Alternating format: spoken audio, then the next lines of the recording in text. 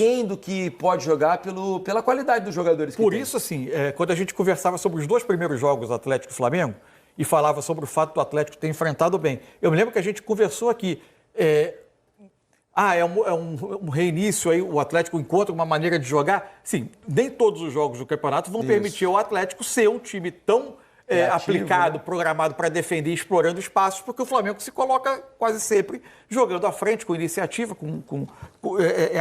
assumindo riscos defensivos maiores, naturais, da sua maneira de jogar, e o Atlético podendo reagir a isso. É evidente que em outros cenários o Atlético vai precisar se provar. Onde eu disse que é um reinício de temporada, talvez, não é em relação só a desempenho. Acho até que o segundo tempo do Atlético teve uma melhora. O Atlético conseguiu construir um pouco mais, criou um pouco mais de oportunidades, mas acho que precisa mais. Quando eu digo de reinício de temporada, é mais por uma questão de ânimo. O Atlético parecia um time abatido mesmo, por não conseguir jogar bem, por não conseguir resultado, pelos problemas de bastidores. E às vezes até a forma como os jogadores expuseram os problemas, pode ter feito a diretoria também se colocar mais próxima do elenco, você ter uma união entre todo mundo ali, dentro de vestiário. E o Cuca, de novo, demonstrou ser um expert nesses momentos turbulentos. Assim, tentando fechar o grupo em torno dele. E conseguir encontrar formas de trazer. E veja que nessa noite o Atlético arrecadou 8 milhões de reais, mais de 8 milhões de reais, porque a renda do jogo hoje foi acima de 4 milhões de reais, com mais 4,7 milhões de reais de premiação por passagem às quartas de final, uma noite que rendeu 8 milhões de reais para o Atlético Mineiro. É claro que esses 4 milhões de reais de renda é a renda bruta, né? Tem despesas, então, enfim, tem despesas e tudo mais, mas é uma boa grana que o Atlético vai colocar no banco nesse momento de dificuldades financeiras. Bom para o Atlético também é ter o coringuinha deles agora, né? O Scarpa. Pode jogar em todo lugar, voltou a jogar bem e participar bem dos jogos. E sobre o lado do Flamengo, não transformar a questão num problema maior do que é. É óbvio que não é bom ser eliminado, a volta é ruim, mas o Flamengo colocou desde o início que essa era a terceira das prioridades. É evidente que o Flamengo não jogou para sair e para ganhar semanas livres, ele enfrentou a Copa do Brasil e eu acho que as escolhas, inclusive de escalação, para mim, elas fazem todo sentido. Enfrentou a Copa do Brasil da maneira que, na visão da comissão técnica, não atrapalhasse as prioridades de Brasileiro e Libertadores. Foi com um time forte nos 2 jogos, tentando equilibrar minutos de jogadores que têm alguns pontos mais sensíveis. Sim. Foi feito, quase deu para classificar, não deu. O Atlético teve os méritos dele, não transformar isso num trauma para o restante do ano e seguindo o que o Flamengo determinou como suas prioridades. Só para a gente fechar, porque é algo que tem sido muito criticado por torcedores, né? Recebi Marcelo Ricciopo, meu amigo aqui, outros flamenguistas estão mandando mensagens aqui na hashtag Troca de Passes sobre a questão da escolha do Wallace Yan para fechar as cobranças de pênalti, né? Não pelo fato de ser o jogador que mas pela idade, pela irritação causada no primeiro jogo com outros jogadores do Atlético. Havia um clima claro no campo ali de embate de jogadores do Galo com ele. Isso.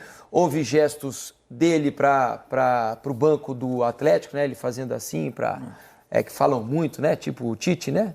Ele fala muito assim para o pessoal do banco. Você achou a escolha pertinente, Mansur, Alex? Ou poderia ter poupado o menino, colocado um jogador com mais experiência para bater esse pênalti aí que a gente está vendo agora? Só uma coisa, eu não tenho a menor condição de avaliar a relação entre o pênalti perdido e a forma dele de se relacionar com o jogo e com os adversários. Não, ninguém tem. Né? Eu não tenho como dizer. Claro. Admiro a personalidade dele no sentido estrito do que ele faz para o jogo, chamando o jogo o tempo todo, se apresentando o tempo todo. Fez um belo jogo de novo. E estando tecnicamente melhor ou pior, é impressionante como ele se apresenta para o jogo.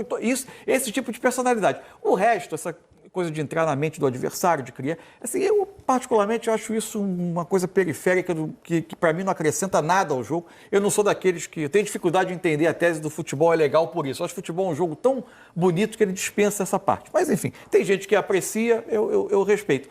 Eu acho que, pensando apenas tecnicamente, eu acho que a escolha dele foi uma esticada de corda. Assim. Eu acho que tem jogadores mais experientes que podiam vir na frente. Não sei como estavam, não sei como o menino treinou penalidades, né? Pode ter passado uma enorme confiança à comissão técnica. Deve ter passado. De que estava pronto para bater. Dúvida. E esse instrumento eu não tenho. Pareceu ali na hora uma Mas é óbvio que o risco... esticar um pouquinho a corda demais, porque ele vira um personagem, ele traz muita coisa para ele e acaba virando centro do debate. Ele já estava exposto antes do jogo, né? E acabou sendo mais exposto ainda. E é óbvio que se você dá a mínima chance para um jogador com essa personalidade, fala, não, deixa comigo que eu vou lá, né? O jogador é dele. Aí quando perde vai gerar toda essa discussão. Mas acho que não tem nada preciso que fala assim, poxa vida, se ele fosse o terceiro, de repente seria melhor ou menos ruim, e o outro perdesse, por último, então, enfim, vira uma confusão. Mas o fato é que a escolha e o torcedor ele tem direito de procurar sempre ou um culpado ou alguma característica desse tipo, mas a exposição sempre para um jovem acaba realmente pesando. Pênalti, né? Bateu antes dele um reforço de 20 e tantos milhões de euros e perdeu também. Também, é verdade. Olha, quem também não foi bem nos pênaltis foi o São Paulo, né? Bora dar uma acompanhada aqui no Renato Maurício Prado, analisando aí a desclassificação do Flamengo e vai ser esse comportamento a partir de agora. Vambora. Não deu. Não deu, o Flamengo chegou a ficar na frente na cobrança dos pênaltis, né? Mas aí, dois jogadores que jogaram bem, principalmente o Wallacian. Samuel Lino chutou, o Everton defendeu e o Wallacian, infelizmente, enfiou uma bicuda que passou longe, né? Era o pênalti que o Flamengo não podia perder. Eu confesso que o que me causou uma certa espécie foi não ver o Léo Pereira entre os batedores. Eu sei que ele terminou o jogo com o tornozelo estrupiado e tal, o Hulk deu-lhe um baita pisão, mas ainda assim, eu esperava que ele fosse um dos batedores. O Léo Pereira é um bom batedor de pênalti, né? O Flamengo tirou o Pedro, tirou o Cebolinha, que também é um bom batedor de pênalti, e no final apareceu com 3 jogadores que eu não esperava que fossem bater pênalti. O Saul, que bateu muito bem, o menino novo, o Samuel Lino, que bateu mal, e o Wallacian, que deu aquela bicuda para fora. Agora, eu estou vendo aqui, está todo mundo enfurecido, eu entendo, é claro, nunca é legal ser eliminado de uma competição, ainda mais pelo Atlético Mineiro, que é um clube que faz questão de ser rival do Flamengo, né? O Atlético quer ser muito mais rival do que o Flamengo do Atlético. Na verdade, o Flamengo até manteve uma escrita que tem em relação à Arena MRV. O Flamengo ganhou de novo, é a 3ª vitória consecutiva do Flamengo em 3 jogos na Arena MRV. Mas não foi o suficiente. É um desastre? Não, eu não acho que seja um desastre. Porque eu vi o Flamengo voltar a ser um Flamengo intenso. O Flamengo voltar a ser um time que domina o jogo, que obriga o seu adversário a se defender, como o Atlético fez no primeiro tempo inteiro. No segundo, o Atlético saiu mais para o jogo, mas o Flamengo continuou criando. O Atlético teve, sim, lá suas jogadas de perigo, mas o Flamengo continuou criando. Qual é a minha sensação ao final dessa partida?